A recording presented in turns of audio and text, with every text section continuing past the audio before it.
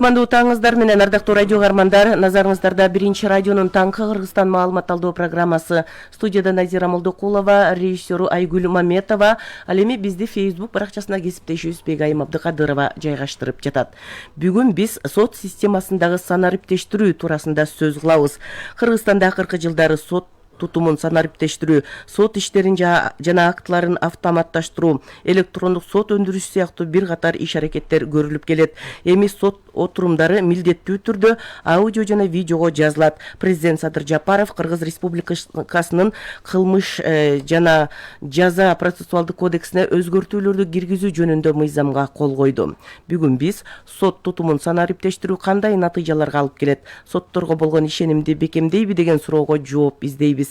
Студиябызда Нарын областык сотунун төрагасынын орун басары Бек Мухаммед Мусурманкулов, Жалал-Абад областык сотунун судьясы Азамат Узакбаев, Жогорку сотко караштуу сот департаментинин алдындагы Адилет сот маалыматтык технологиялар мекемесинин директору Бек Иманалиев, Ленин райондук сотунун судьясы Нурлан Кожомбердиев студиябызга келген.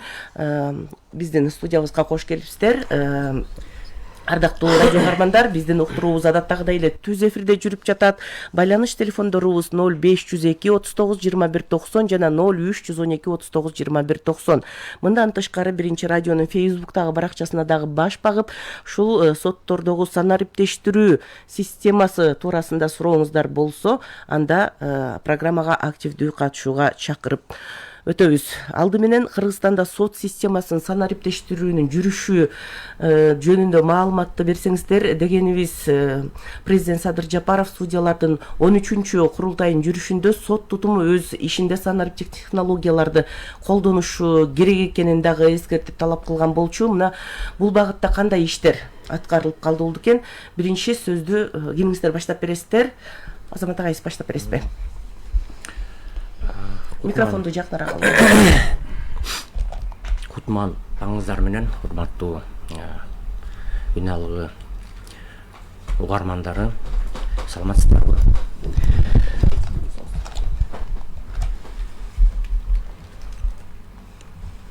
Бүгүнкү күндө мамлекеттик кызматтарды жарандарыбызга көрсөтүүдө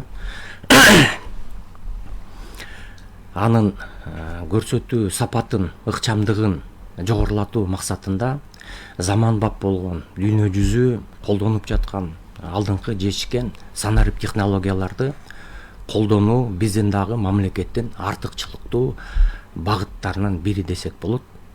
Буга биздин президентибиздин ушул жарлыктарында көрсөтүлгөн багыттар, ага жетүү жолдору, ушул жарлыктын негизинде иштелип чыккан, ошонун ичинде сот системасында иштелип чыккан концепциялар, программалар, аны ишке ашыруунун жол калтарлары буга далил болуп турат.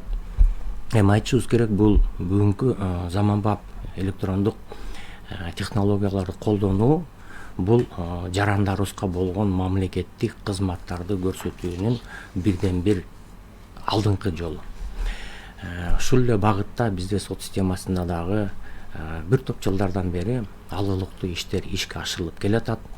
Эгерде айта турган болсок, мына бизде мамлекеттик деңгээлде Санарип Кыргызстан деген чоң программабыз бар.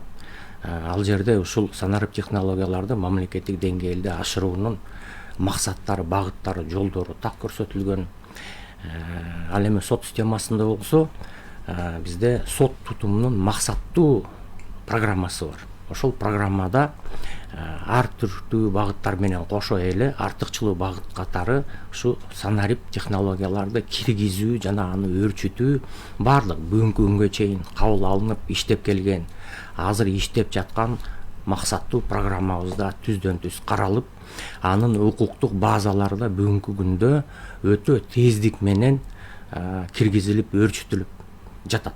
Мисал катары айта турган болсок, мына сот системасындагы санариптик технологияларды киргизүүнүн концепциясында ушул нерселер көрсөтүлгөн. Укуктук негизи катары мамлекеттик деңгээлде кабыл алынган, иштеп жаткан электронду башкаруу жөнүндөгү мыйзамдар, жанагындан келип чыккан баягы мыйзам алдындагы актылар дагы бар. Мына жакында эле ушул багытта баягы соттук процесстерди электрондук түрдө жазуу жана аларды жайылтуу максатында бизде жазык процессуалдык кодексине да өзгөртүүлөр киргизилди.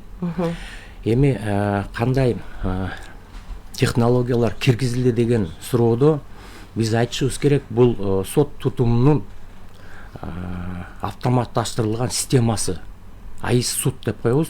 Ушул нерсе бизде 16-17 жылдан бери пилоттук тартипте киргизилип, бүгүнкү күндө Кыргызстанда баардык соттордо иштеп жатат. Бул АИС судтун эң негизги максаты жарандарга болгон мамлекеттик мынакей сот адилеттүүлүгүн ишке ашырууда ошонун жеткиликтүүлүгүн, ачыктуулугун, камсыздыгын болуп эсептелет.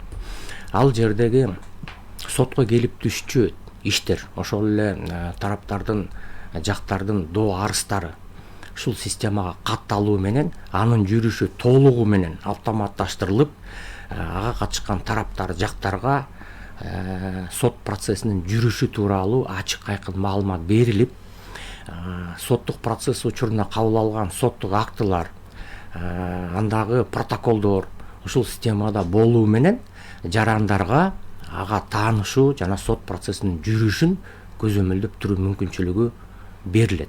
Бул ачыктыкты, айкындуулукту камсыздоо менен сот адилеттигин ишке ашыруудагы сот ишмердигинин натыйжалуулугун алда канча жогорулатат.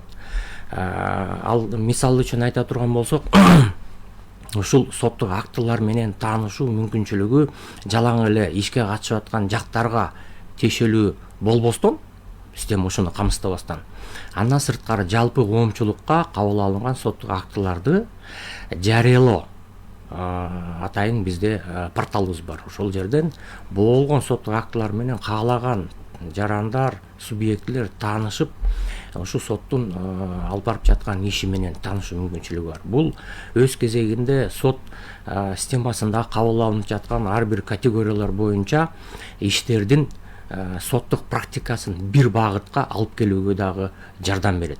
Эми мен айтып коюшум керек, бул биринчи кезде жарандарыбызга багытталуу менен өз кезегинде соттогу судьялардын, сот аппаратынын кызматкерлеринин ишмердигин дагы оптималдаштырат. Ошол эле көп убакыт кетүүчү кагаз түрүндө жүргүзүлгөн иштер электрондук түрдө жүрүү менен бул убакытты гана үнөмдөбөстөн ал жердеги аппарат мүчөлөрүнүн ишинин натыйжалуулугун, демек бул жарандарга берүүчү маалыматтарды, аларга көрсөтүлчү кызматтарды тездетүү, сапатын жогорулатуу деген багытты билдирет да. Эми бул АИС суд мындан сырткары бизде барыңыздарга белгилүү болгондой ведомстволор аралык өз ара аракеттешүү электрондук системасы бар. Ага баардык мамлекеттик органдар, бүгүнкү күндө мына муниципалдык органдар дагы, ошол эле жеке секторда кошулууда. Түндүк. Ошол системага мына сот системасы дагы кошулуу менен ал жерден мамлекеттердик органдардан ар кандай маалыматтарды алуу мүмкүнчүлүгү да бар. Ошол эле ЗАГСтан, ошол эле мына жарандардын өздүгү тууралуу аларга тиешелүү маалыматтарды алуу, госрегистр системасынан мүлк тууралуу, унаадан транспорт тууралуу маалыматтарды алып, ушу соттук процессти жүргүзүүнү алда канча алдыга жылдыруу мүмкүнчүлүгүнө ээ болууда. Андан сырткары мына кандай иштер дагы жүргүзүлөт деп атасыз. Бүгүнкү күндө сот системасында бизде ушул санарип тармагына өзгөчө көңүл бурулуу менен жаңы дагы чет өлкөлөрдө, коңшу өлкөлөрдө болуп жаткан, киргизилип жаткан, алар да пилоттук түрдө, тесттик түрдө киргизип атышат жаңы технологияларды биз да киргизүүбүз. Ошол жаңы технологиялар менен таанышып, алардын кандай киргизилип жаткандыгын, жакшы жагын, баягы минустарын көрүү менен бизде ката кетирбөө максатында аларды изилдеп, окуп көрүп, анан биз дагы киргизүүбүз. Мисалы бүгүнкү күндө мына жарандык иштер боюнча мамлекеттик алым төлөнүш керек.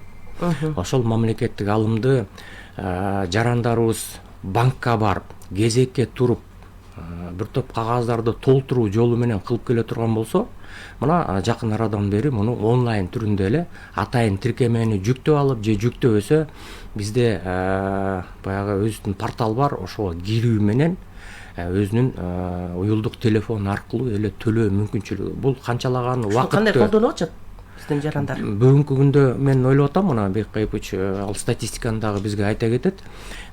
Бул өтө ыңгайлуу. Сотко, банкка келип отурбайт. Тиркеме менен төлөнөт.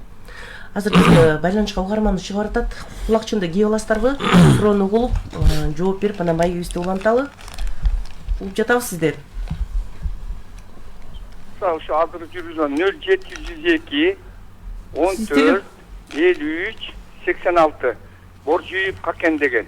Мени мына жана сиз айтып атасыз, соттордун жүрүшүн санариптештирип, анан кийин онлайн менен болбосо видео запись менен эме кылган деген таптакыр Жалал Абад областында жүрбөй атат го.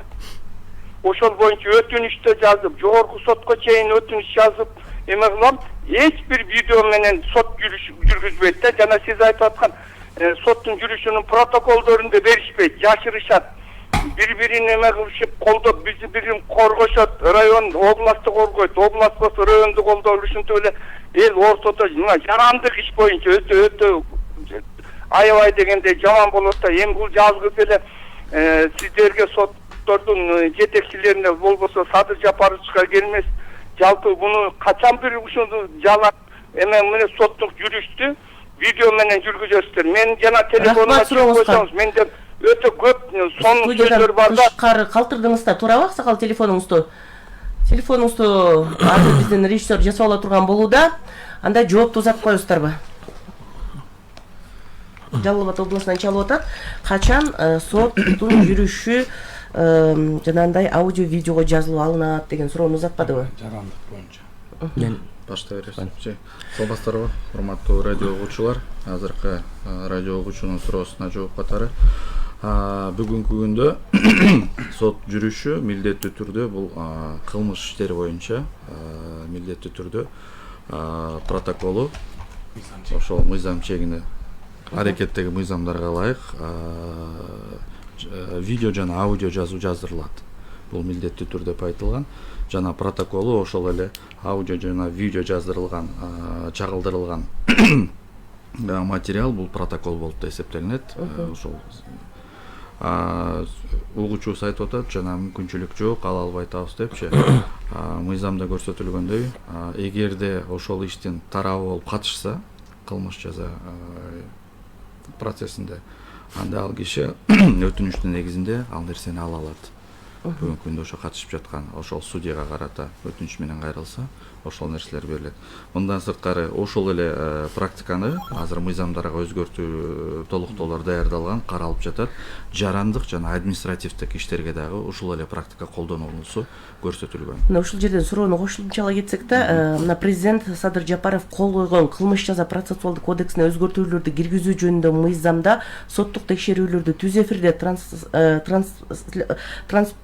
трансляция жүргүзүү, онлайн трансляция жүргүзүү, видео конференция байланыш аркылуу өткөрүү мүмкүнчүлүгү каралган деп көрсөтүп атпайбы? Мына ушул жерде угарманыбыз узатып кеткен суроого жоопту кошумча бере аласыздарбы? Түшүндүрүпчү. Бек мырза, сиз айтып өтөсүзбү? Саламатсыздарбы. Угарманыбыздын байланышта күтүп туруусун суранабыз, жоопту узатып бериңиз. Бүгүнкү күндө азыр жогоруда биздин судьялар айтып өткөндөй эле, негизинен бизде бүгүнкү күндө могу аталган мыйзам боюнча аралыктан сотко катышуу бүгүнкү күндө бар. Сот менен сот байланышы, мисалы үчүн баягы күбөлөрдү Баткенде жайгашып калса, Бишкектен сураш үчүн Баткенден бияка алып келбестен эле ошо Баткендик соттон эле бияка күбө катары сурасак болот онлайн түрдө. Андан ошол эле бизде убактылуу кармоочу жайлар менен да бүгүнкү күндө биздики полный байланыш бар, интеграция жүргүзүлгөн. Баягы кылмышка шектүүлөр убактылуу кармоочу жайда боло турган болсо, ошолор менен сотко алып келбей туруп онлайн аралыктан сотко катыштыра алабыз. Ал эми жанагы видео тартуу боюнча сот процессин, бул жана жогоруда айтылганда бүгүнкү күндө только кылмыш иштерин гана бүгүнкү күндө мыйзамда көрсөтүлгөн. тартуу боюнча. Ал эми экинчи жана жарандык жана административдик иштер боюнча бүгүнкү күндө ошо мыйзамга өзгөртүү жана толуктоолор киргизилип атат. Ошо менен дагы биз параллельно өзүбүздүн техникалык аякта баягы мыйзам чыккандан кийин да аны аткарыш үчүн бүгүнкү күндө сотторду ошол жабдуулар менен сот залдарын баарын камсыз кылышыбыз керек. Ошол бүгүнкү күндө камсыз кылуу боюнча канчалык ошо тартыштык бар, канчалык кабинеттерде жок, ошондой эле залдарда жок боюнча бүгүнкү күндө биз анализ кылып, өзүбүздүн сунушубузду биздин сот департаментибиз бар, ошого бердик. Бүгүнкү күндө ошону мыйзам чыкканга чейин ошолорду баарын камсыз кылуу боюнча. Аланда если алар камсыз кылына турган болсо, биз ошо толук мындан кийин ошо сот процесстери, жарандык жана административдик иштер толук видеофиксация болуп неметилет. Ал эми бул видеофиксациялардыкы эми баягы биздин территорияда ар кандай маселе болушу мүмкүн. Баягы техникалык жана ошондой эле сот процессиндеги мүчүлүштүктөр жанагы ошондой техникалык мүчүлүштүктөр да болуп калышы мүмкүн. Если андан тышкаркы убакта именно кылмыш жаза иши боюнча жана если тарап боло турган болсо, ошо катышуучу боло турган болсо, анда өзүнүн тиешелүү өзүнүн баягы тартиби болот. Кандай жолдо видео жазууну ала турганды боюнча. Ошону ошо сотко кайрылып, анан соттон ала алат. Биз арыз менен кайрылып алынат, өтүнүч менен кайрылат. Ал эми жаран болбой туруп, катышуучу болбой туруп видео сураса ага берилбейт да эми. Азыр угарманыбыз байланышка чыгып атат. Кулакчымды кийип аласыздарбы? Угуп жатабыз сизди, урматтуу угарман, сурооңузду узатыңыз. Алло, саламатсыздарбы? Сиздерге ийгилик каалайм. Бишкек шаарынан коомдук ишмер Алмабек. Урматтуу коноктор, мына жаткырган кандай соттордун өкүлдөрү келип атасыздар. Эми видео болгону да бир чети аябай жакшы, анткени коррупцияны система азаят. Анан мен сиздерден суранып кетет элем, бул үй бүлөнү сактап калуу деген сиздердин планыңыздарда барбы? Анткени мына кошуна Өзбекстан, Казакстанда такыр башкача, Кыргызстан ажырашуу боюнча биринчи орунда экен да, эмнеге ушул боюнча иш жүрбөйт? Ушул сурооңузду дагы санариптештирүү темасына дагы берсеңиз. Рахмат сиздерге. Рахмат. Дагы бир угарманыбыз байланышта бар, саламатсызбы? Сиздерби? Ишиңиздерге ийгилик. Менде эч кандай суроо жооп деле жок. Урматтуу алып барчу, ушу күн сайын келген рангадагы чоңдордун ушу микрофонго отурарда тамактарын тазалатып, сууртатып отургузсаңар, Атомаурек радиодон угула жөнөлү эхо менен жөтөл да, кыргы да, оозун оңдоо да кетет. Ушуну күн сайын силетет этпейсиздерби? Как неприятно мондай отуруктанга ошо тамактарын оңдоп, мондай жөтөлүп какалып атат. Рахмат. Дагы бир угарманыбыз байланышка чыгып жатат, суроону кабыл алабыз. Саламатсызбы? Урматтуу угарман, сиз биз эфирде сурооңузду узатыңыз. Суроону? Ооба, узатыңыз сурооңузду. Саламатсыздарбы? Мен толук каалайм сиздерге. Каяктан байланышка чыгып атасыз? Кыргыз президенти Жапаров Садмуркожоевичтин жүргүзүп жаткан саясатын колдоп коргоп жүргөн Кыргыз Республикасындагы Ак Жол тайпасындагы эмгелүү тобунун борбор башчысы Калбаев Төлөн Мамытович мен болом. Кутмандуу аткан таңыңыздар менен. Мындайда, урматтуу соттор, сиздерге Кыргыз Республикасынын президенти жаркыратып, жайнатып, жерлерде облустарда адилеттик сот деп ачып атат. Бирок кечирип коюңдар, бир дагы жыйынтык жок. Бир не Кыргызстанды кыдырып жүрүп, район акимчилик, мэрияда сотторду бүт областты кыдырып жүрүп, мен ыраазы болгон адамды көрбөдүм. Сиздерге бир сунушта, сиздер şu sottorдогучу баягы маселе барбы, граждандык маселе. Муну карабай эле койгула билет. Соттордун бизнеси экен да бул. Мына мен башканы Аксакал, санариптештирүү жөнүндө сурооңузду узатасызбы? Бул дагы Ленинскийдеги Новокент районундан соттоштум. Атамдын жайган маселе үйлөр боюнча. Булар жайлоодо малдарды күтүп отурат экен да, качан темирет, качан келет. Рахмат сурооңузга. Ардактуу радио угармандар, бүгүн биз сот системасындагы санариптештирүү туурасында сөз кылып жатабыз. Мына негизги темага байланыштуу сурооңуздарды узатууңуздарды өтүнүп кетебиз. Мына угармандарыбыздын узатып аткан суроосунан улам эле соттордун ачык айкындуулугу, ушул сот системасынын санариптешүүсү менен мындай ишке ашат десек болобу? Мындай көбүнчө эле сиздер кандай так ишти алып барышыңыздар керек, адилеттүү болушуңуздар керек деген суроону узатып атат. Анан санариптештирүү ушуга кандай жардам берет түздөн түз? Бул суроого азыр башында айтылып кетти. Албетте санариптештирүү бул биздин каалообуз эмес, бул мезгилдин талабы болуп жатат. Анткени дүйнө жүзү өнүгүп атат, биздин коштоо мамлекеттер дагы башка баардыгы жаңы чыккан технологияларды колдонуп атат. Анын үзүрүн көрүп атышат. Үзүрүн биринчи кезекте ишти караган эмес, ошого катышкан тараптар да көрүшү керек деп айтат элек. Эмне себептен дегенде, санариптештирүү өзү ишти бир нече пайызга эмес, бир нерсе эчсеге жеңилдетет жана аны оңойлоштурат депчи. Азыркы учурда жүрүп жаткан кээ бирки жумуштар бизге эски жол менен сакталып калган, жаран келет жана катышат, анан берген документтерди машакат менен коштолот да. Санариптештирүүнүн жыйынтыгы менен ишке катышкан тараптар бир нече жеңилдиктерди ала алат. Ал деген нерсе үйүнөн же болбой турган болсо кеңседен, кабинеттен чыкпастан эле сотко кайрылуу, катышуу жана ошто сотто болуп жаткан нерселердин баарын алуу, материалдар жана ага берүү жолдору. Узатып атпай суроо ушул соттордогу коррупцияны жое алабы санариптештирүү? Коррупцияны толук кандуу жойбосо дагы эң минималдуу чекке жеткире алат депчи. Анын себебинен санариптештирүүнүн жыйынтыгы менен ачык айкындыкка жетишүү толук кандуу мүмкүн. Ошол эле учурда жүрүп жаткан иштин жыйынтыгын же болбосо ошо иш эмне болуп аткандыгын жаран түздөн түз катышуу же контролдуу укугуна ээ болот да. Ал өзүнүн иши азыркы учурда мисал катары айта турган болсок, иши келип түшкөндөн баштап бүткөнгө чейин өзү катышыш керек, барып сурайт, ар бир арызды жөнөтөт, анын жообун алат же болбой турган болсо ушундай. Ал эми санариптештирүүнүн жыйынтыгы менен ошол эле нерселер компьютердагы же болбой турган болсо кармап отурган уюлдук телефон аркылуу гана алууга мүмкүнчүлүк ээ болот. Азыр бизге угарманыбыз байланышка чыгып аттыр. Суроону кабыл алалы. Кулакчынды кийип аласыздарбы? Угуп жатабыз, урматтуу угарман. Сурооңузду узатыңыз. Саламатсызбы? Саламатсызбы? Урматтуу коноктор, урматтуу соттор. Бу Жалал Абадтан аксакал киши чалды го. Мындай да кыргызча сөз бар, карга карганын көзүн чукпайт деп. Мен ушул жанакы мына азыркы Садыр Жапаровдун кылып аткан мына жана видео, сценарий бүт баары ачык айкын болсун дегенин 5-6 жылдан бери каштап баратам. Мурунку президенттер муну каабаган эмес, соттор мына отурган соттор өзү айтат экен, биз биздин каалабыз эмес деп.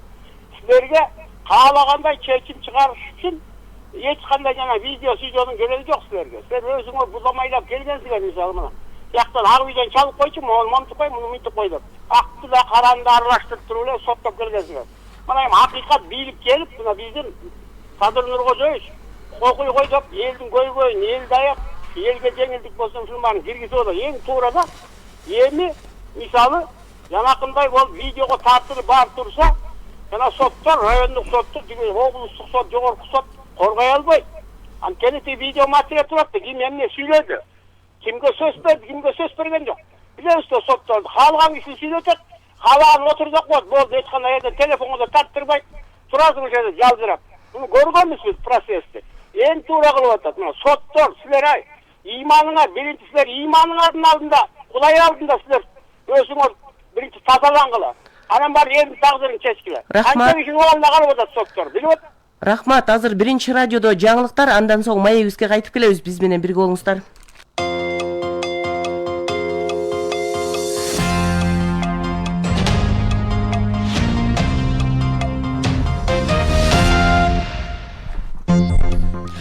Президент Садыр Жапаровду Мажарстанга болгон иш сапары аяктады. Кыргыз Республикасынын президенти Садыр Жапаровду Мажарстан Республикасына 20-21 майда болгон иш сапары аяктады. Биринчи күнү Мажарстандын премьер-министри Виктор Орбандын атынан мамлекет башчылары үчүн расмий кабыл алуу. Экинчи күнү президент Садыр Жапаровду Мажарстандын премьер-министри Виктор Орбан менен болгон сүйлөшүүлөрдү өткөрдү. Жолугушуунун жүрүшүндө Кыргызстан менен Мажарстандын ортосунда эки жактуу күн тартибиндеги маселелердин кеңири чөйрөсү, ошондой эле ар кыл тармактарда кызматташууну мындан ары өнүктүрүүнүн келечеги талкууланды. Андан соң президент Садыр Жапаров ТМУга катышуучу мамлекеттердин башчыларынын бейформал саммитине катышты. Уюмдун байкоочу өлкөсү Мажарстанда биринчи жолу өткөрүлгөн бейформал жолугушуунун темасы чыгыш менен батыштын жолугушуу жери деп аталды. Таласты өнүктүрүүгө быйыл 1 миллиард сом бөлүндү. Бул тууралуу министрлер кабинетинин төрагасы Адылбек Касмалиев Талас шаарында мектептин курулушуна мезгил кутусун салуу аземинде билдирди. Анын айтымында жакынкы 5 жыл ичинде Талас областы таанылгыс болуп өзгөрөт.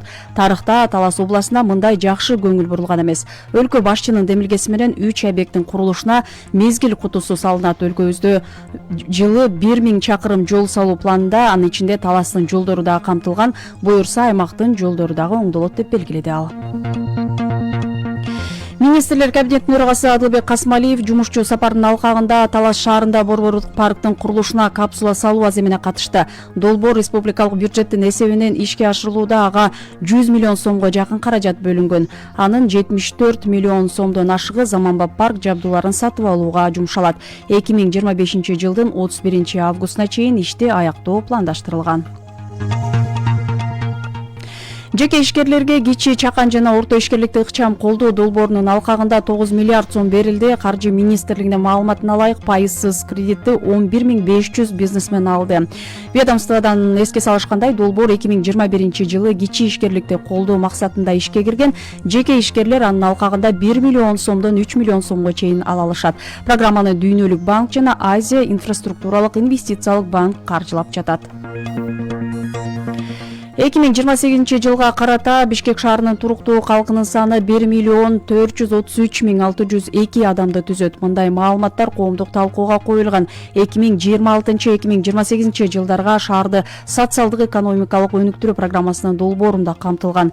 2025 жылдын 1 январына карата Бишкек шаарында 1 миллион 321 миң адам жашайт. Шаардын экономикалык жактан активдүү калкынын саны 47%га жакын.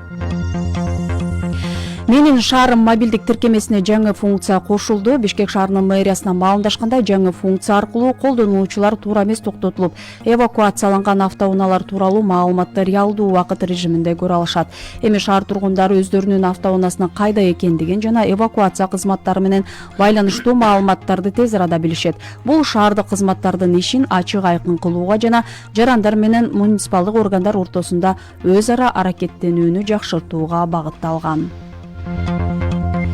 Эми валюта курсу 1 АКШ доллары 87 сом 45 тыйын, 1 евро 99 сом, 1 рубль 1 сом, казак теңгеси 17 тыйын, 1 юань 12 сомду түзүүдө. Кыргыз гидромет кызматы кабарлагандай, 22 майда Чүй, Ысык көл, Ош областарынын айрым аймактарында жамгыр жаайт, өлкөнүн башка аймактарында күн ачык болот. Абанын температурасы Чүй областында 32-37 градус плюс белгиси менен, Талас жергесинде 28-33 градуска чейин ысык болот. Баткен, Ош, Жалал Абад областарында күндүзү 32-37 градус плюс белгиси менен, Ысык көл өрөөнүндө күндүзү 22-27 градус. Ысык болсо Нарын жергесинде 27 градус плюс белгиси менен. Ал эми борбор калабыз. Бишкекте күндүзү 33-35 градуска чейин ысыйт.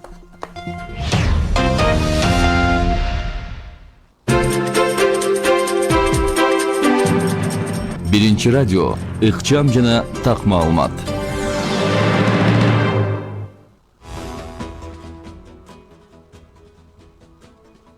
Уктуруубузду улантабыз, ардактуу радио каармандар. Бүгүн биз сот системасындагы санариптештирүү деген темада маек куруп жатабыз. Студиябызда Нарын областтык сотунун төрагасынын орун басары Бек Мухаммед Мусурманкулов, Жалал Абад областтык сотунун судьясы Азамат Узакбаев, Жогорку сотко караштуу суд департаментинин алдындагы Адилет сот маалыматтык технологиялар мекемесинин директору Бек Иманалиев, Ленин райондук сотунун судьясы Нурлан Кожомбердиев суроолорубузга жооп берип жатат. Азыр бизге байланышка чыккан угарманыбыз бар экен, суроону кабыл алалы. Саламатсызбы, угуп жатабыз сизди.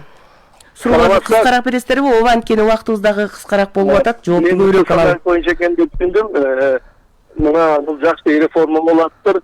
Бул эми мындайда сот системасында санарип болгондо кандай бүт иш аракеттер онлайн режимде болобу? Мисалы сот процесси жүрүп атканда онлайн болобу жана ошол жүргүзүлгөн съемкалар сакталабы, сайттан кийин көрө алабызбы деген маселеде ушул жагы кандай болот? Анан жанагы көбүнчө эле бизде азыр жабык сот, анан тигип атпайбы?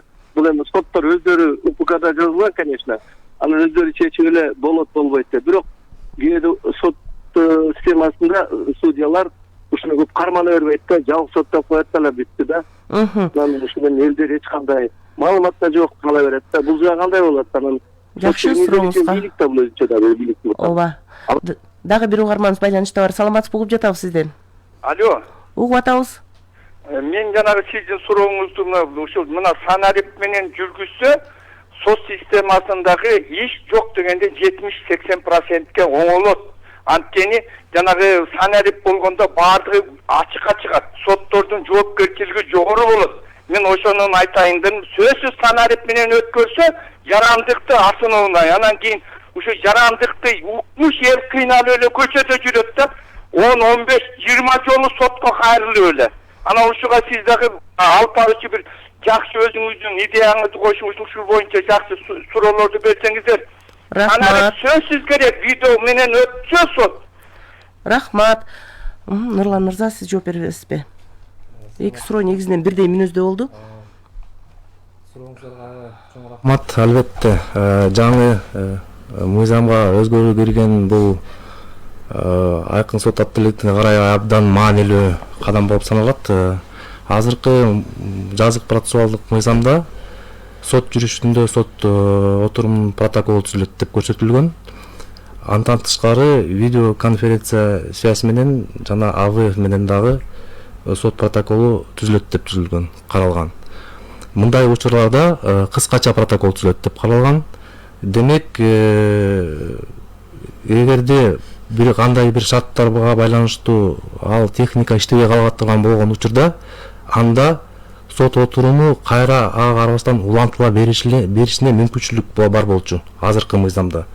Демек, өзгөртүү киргизилген жаңы мыйзамда мындай шартка жол берилбейт. Эгерде АВФ же ВК иштебей кала турган учурда анда деген ал маселени чечүүгө убакыт берилип, сот отуруму жылдырылат деп каралган. Жанагы жабык сот деп аласыздар деп атпайбы, мына ошого жоопту берсеңиздер. Бул жерде эми жабык соттогу аудио видеого тартылабы же кандай болот? Жабык соттор аудио видеого тартылбайт. Анткени деген өзүңүздөр билгендей, жазык мыйзамда, жазык процессуалдык мыйзамда жабык сотто отуруму кандай учурда өткөрүлүү белгиленген. Бул жерде судья өзү эле жабык сотто өткөрөм дей албайт турбай анда, туурабы? Ошону түшүндүрүп кетсеңиздер. Бул жерде мамлекеттин кызыкчылыгы, жеке бир баягы айтылып коет го, половые преступления дегенчи. Ошо жабык учурларда мыйзамда көрсөтүлгөн гана учурда сот жабык өткөргөнгө мүмкүнчүлүк каралган. Калган учурларда бүт сот ачык болуп өткөрүлүшү керек да. Ошондо ачык соттордун баары мындан ары аудио видеого тартылат деп түшүнүп атабыз, туурабы? Туура.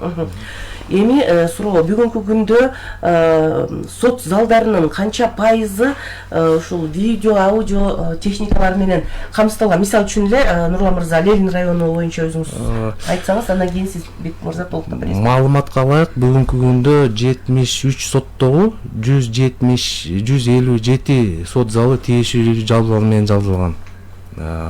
Бул сот процесстерин жаздырууга, видео жана аудио жазууларды сактоого, ошондой эле техникалык шарттар болгондо трансляцияны жана видео байланышты туташтырууга мүмкүндүк берет да. Эми Ленин, тактап айтканда сиздин сурооңузга, Ленин райондук сотунда 7 кылмыш ишин караган сот залы бар. Анын ичинен 4 зал. 4 зал ушу видео конференц байланыш менен жабдылган. Эми мындай келечекте бардык залдын баары тең ушундай техника менен жабдылат турбай, видео, аудио байланыш техникалары менен. Мыйзамга ылайык кылышка берип болот.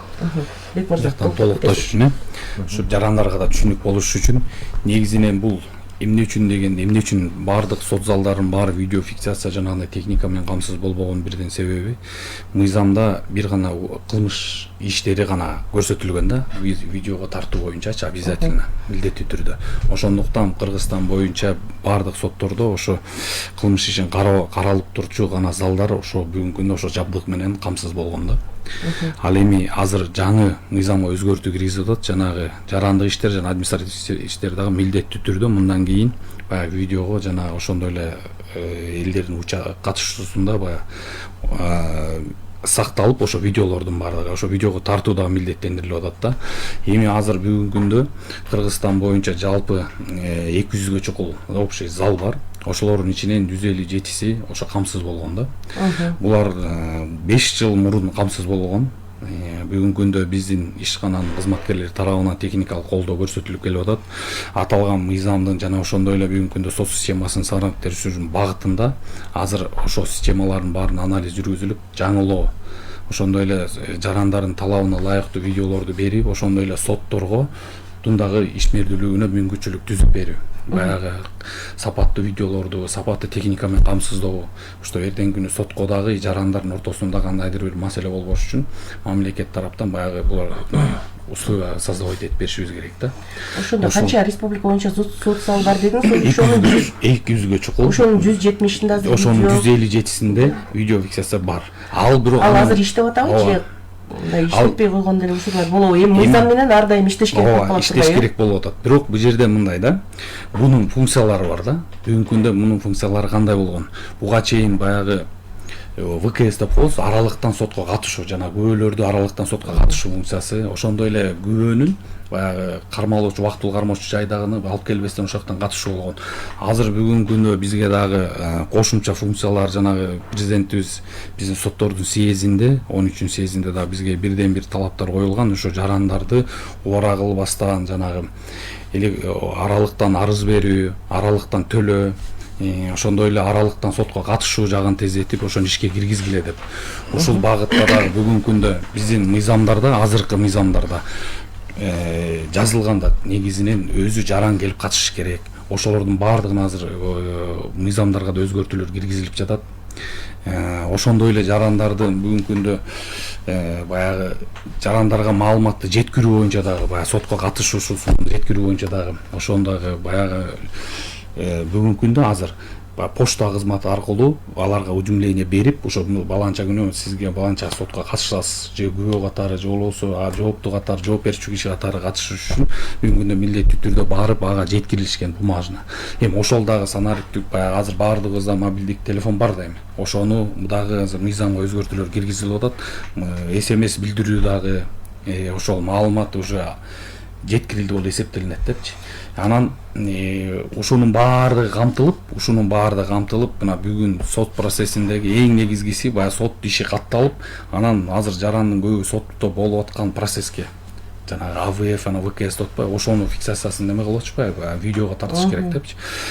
Бүгүнкү күндө уголовный блок баардыгы, уголовный блок частыгын камсыздалып аткандын баарында залдарыбызда бар. Анан ошону эле жаңылап, жаңы современный, жаңы технологиялар менен мына мурунку кылып кеткен фирмалар менен азыр кайра жаңы жабдууларды жаңыртып атасыздар. Угарман суроо узатылбадыбы, жана видео, аудио жазылып алгандан кийин ал канча убакытка чейин сакталат деп? Анын дагы өзүнүн кылмыштын өзүнүн баягы немесине жараша сакталынат, баягы өзүнүн ооругуна, жеңилдигине жараша. Анан бирок бүгүнкү күндө баардык эле видео фиксациялар бизде сакталууда толук канда. Эми болсо ушул жерден мен кичине толуктурсам, жанагы угармандарыбыздын суроосунан да улам. Бул соттук процесстин жүрүшүн аудио, видео фиксациялап аны сактоо бизде мына бүгүнкү күнгө чейин жүрүүдө. Жана жогоруда коллегалар айткандай, жазык иштери боюнча мындан ары милдеттүү түрдө жазылыш керек. Эгерде андай болбосо, бул чыгарылган соттук актынын жокко чыгарылышынын жогору турган инстанция тарабынан бирден бир негизи деп ана жазык процессуалдык кодексинде каралган. Калган сот өндүрүштөрү ошол эле жарандык же экономикалык иштер боюнча бүгүнкү күндө мыйзамдардын проекциясы бар, бирок милдеттүү боло элек. Ошентсе дагы бизде соттордо жабдылган залдарда жарандык иштер боюнча дагы жанагы аудио видео фиксациялоо жүрүүдө. Эми муну жарандардын же тараптардын ишке катышуучу жактарын алуусу жөнүндө маселе болуп атат. Бүгүнкү күндө дискиге жазылып берилет деген талап дагы бар. Андан сырткары ушул алуу жагын жеңилдетүү максатында сакталып, базада сакталып турган аудио, видео протоколдорду жана видео жазмаларды онлайн түрүндө алуу мүмкүнчүлүгүнүн үстүнөн дагы өтө мындай ыкчам иштер жүргүзүлүүдө. Бул кандай түшүнүлөт? Ошол эле жак келип дискке сурап отурбай, өзүндүк кабинетти ачып, электрондук түрдө арызын жиберет дагы, сот системасы болсо ал арызды канааттандыруу менен анын почтасына болобу, бөлөк бир технологиялык базасына болобу ушул жазманы жөнөтөт. Бул дагы жарандардын убактысын анан ушул маалыматка жетүү мүмкүнчүлүгүн арттырат. Дагы суроо, мына сиздер Казакстандан кечээ эле келген турбайсыздарбы? Казакстанда ушул сот системасында санариптештирүүдө кандай жаңылыктар бар экен дегенибиз, бүгүнкү күндө Казакстанда мисалы үчүн соттордун жүктөмү көп деп атпайсызбы Бишкекте? Башка райондогу сотторго ишти берүү сыяктуу автоматтык негизде иштерди бөлүштүрүү процесстери аларда кандай ишке ашып жатат? Эмне жаңылыктарын өзгөчө айтып бере аласыздар? Анан бул суроодон мурун кыскача айта кете турган болсок, негизи эле могул азыр биз баарыбыз байкадык. Негизи эле сотко жаран бир көйгөй менен келет да. Аябай бир көйгөй менен келет, ошону чечкене келет, анан аны соттун угусун каалайт да. Ошол себептен азыркы учурда көп сын пикир айтылып кетти. Бул көп сын пикир болуусу да керек. Эмне үчүн бул сотту чыйралтат жана ошол жерде эле алдыга жылууга дагы умтулганы жардам берет депчи. Бул биринчиден. Экинчиден, негизи эле санариптештирүү ушу жарандар кайрылып аткан көп маселени өзүнө мындай чечүүгө түздөн түзөлүүгө түзө алат. Биз айтып атабыз, көп учурда сотко келип чечимден дагы ошо сотко келип кеткен машакаттын айынан жарандар аябай наразычылык көп пайда болуп атат да. Санариптештирүүнү өркүндөтүү менен жанагы толук кандуу жетишүү менен жарандарды ошол жердеги ошо машакаттан арылта алабыз. Ошол эле учурда биз ойлойбуз сот системасына, сот тутумуна болгон наразычылыктар кичине азаят деп. Ошол эле учурда санариптештирүүнү жүргүзүүдө Кыргызстанда соттор, ошол эле учурда техникалык кызматкерлер башка мамлекеттин тажрыйбаларын дагы кылдат, карап келет, ошол чет өлкөгө чыгып да таанышып келет.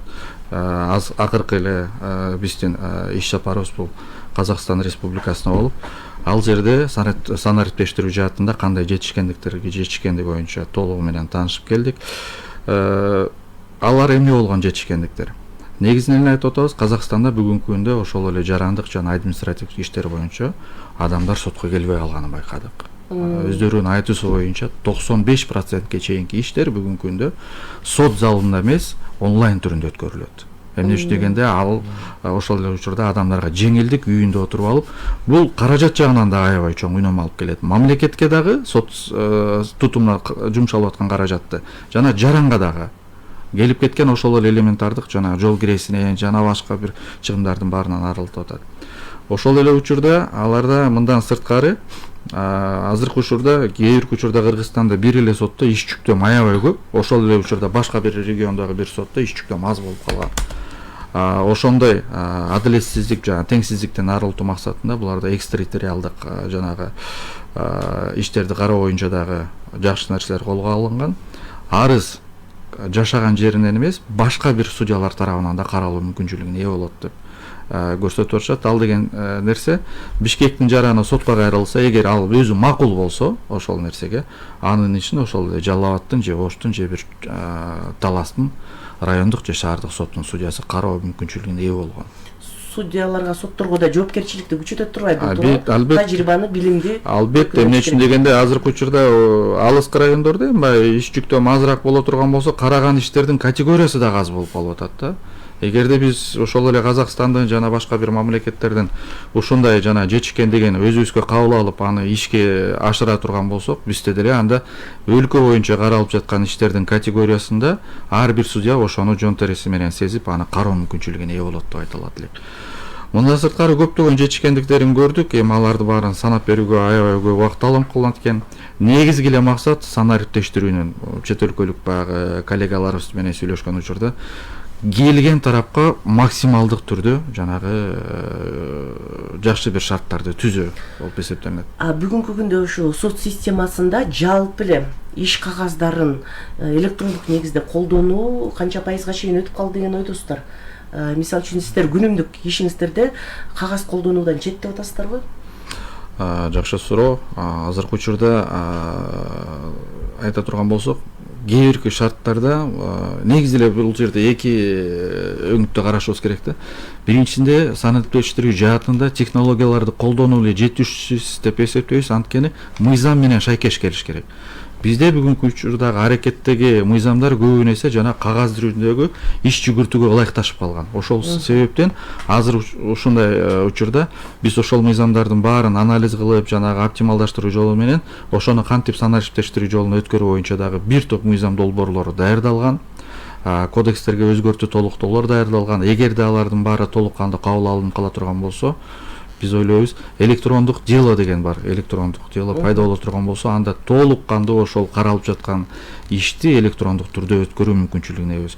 Бирок бүгүнкү күндө иштеп жаткан азыркы учурда аракеттеги мыйзамдардын алкагында деле биздин колубузда бар техникалык жана иштеп жаткан системалар негизинде бир топ мамлекеттик органдардан ала турган маалыматтарды электрондук түрдө алуу мүмкүнчүлүгүнө ээбиз. Мисалы кайсы мамлекеттик түндүк аркылуу кандай маалыматтар катталса ошону алуу мүмкүнчүлүгүнө ээбиз. Кошумча кетесизби? Кошумчалап кетесизби, Бейт мырза? Ошо Кыргызстан боюнча азыр бүгүнкү күндө ошо сот тутумун жалпы кагаз жүгүртүүнү ошо президентибиздин указынын негизинде кагаздык иш чараларды жокко чыгаруу боюнча жана ошол боюнча бүт сот тутумундагы азыр почти 3000ден ашык кызматкерди бүгүнкү күндө сет инфодокс системага кошулду.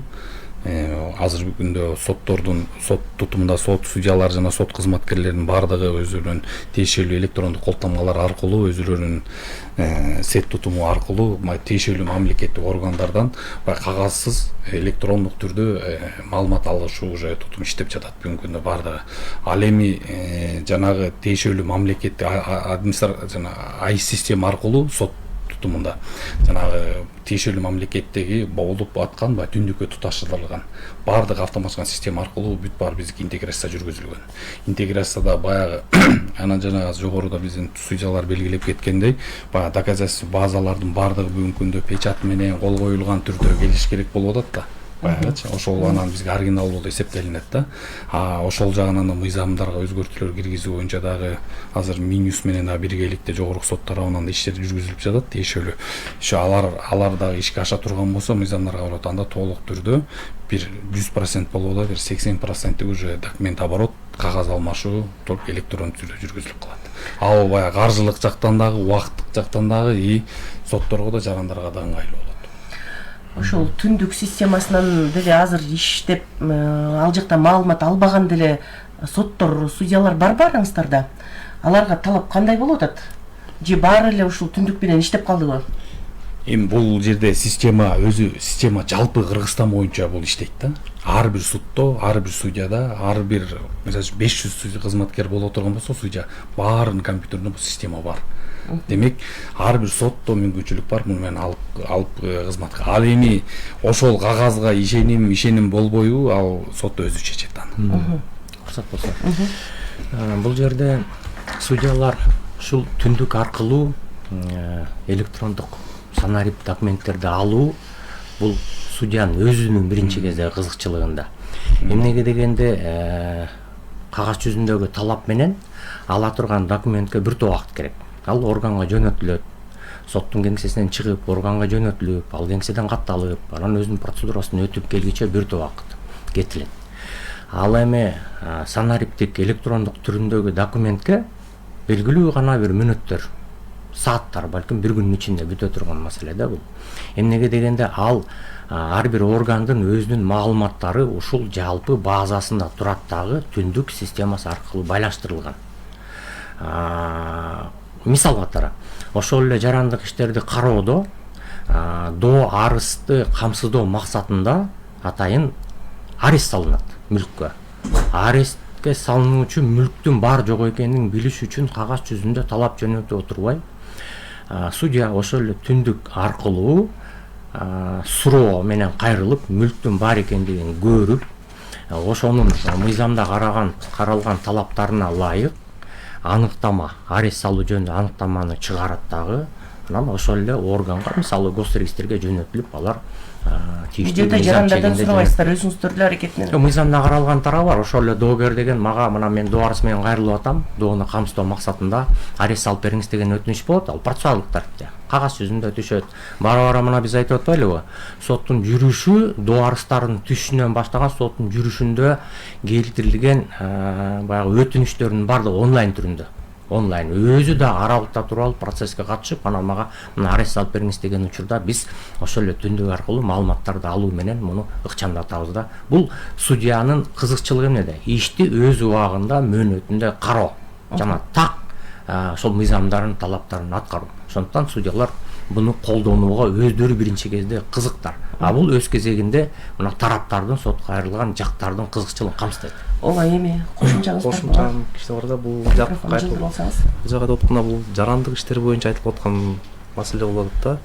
Эми биз азыр жаңы талап боюнча, замандын талабы боюнча дагы электрондук түрдөгү кылмыш иштерди кароодагы маселесин карап чыгып атабыз. Ал жагынан биз тергөөлөр менен сүйлөшүп айтып атабыз. Эгерде кагаз түрдө, анан электрондук түрдө бизге система эки башка келип кала турган учур боло турган болсо, анда сот ал ишти кабыл албайт депчи. Анда бул ишти биз кайра кайтарып берип, электрондук түрдө толук кандуу кагаз түрүндө кылмыш ишке шайкеш келген гана учурда кеңсеге алып алганга мүмкүнчүлүк бергенге, ошону бир мыйзамга дагы бир киргизүүлөр менен шарт түзүүгө жол берсекпи деп атабыз да. Бул дагы бир жакшы көрүнүш болот. Эми канча убакыттын ичинде сот системасы толук санариптешип калат деп күтсөк болот? Толуктап айтып кетиңиз анан. Азыркы учурда баягы сот тутуму негизи эле жарандар менен баягы сотко кайрылган кишилер менен иш алып барат. Ошол эле учурда жана көрүүчүлөрдөн бир нече сын пикирлер айтылып кетти. Ошол катарында айта кетели. Эгерде андай эле учурлар орун ала турган болсо, жергиликтүү соттордун төрагаларын кабыл алуу күндөрү бар.